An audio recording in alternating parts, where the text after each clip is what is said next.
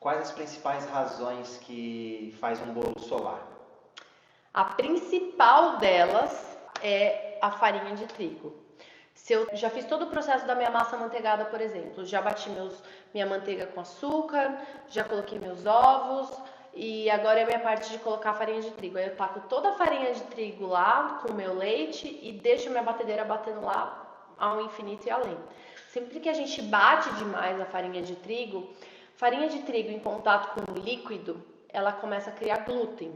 Quando a gente começa a criar o glúten, né, desenvolver o glúten, porque o glúten ele já existe na farinha de trigo, mas quando a gente começa a desenvolver o glúten dentro da massa do bolo, a gente sola o bolo.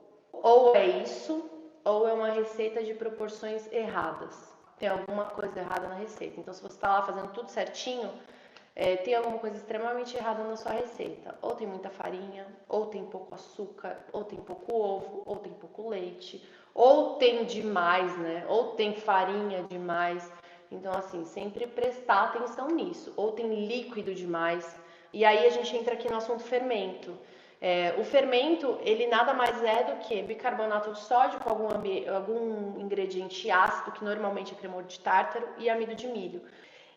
Então a gente tem esse fermento e a gente tem o bicarbonato de sódio. Qual é a diferença entre um e outro? O bicarbonato de sódio, ele é ideal para usar com ingredientes ácidos. Então, por exemplo, eu tenho aqui um bolo com iogurte, um bolo com buttermilk, um bolo com cacau.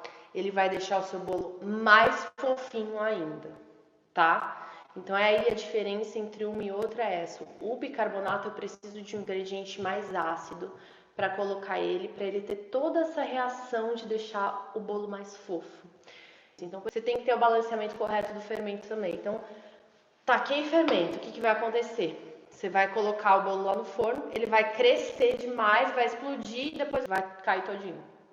Tá? Então, uma dessas razões aí pode estar acontecendo com a receita.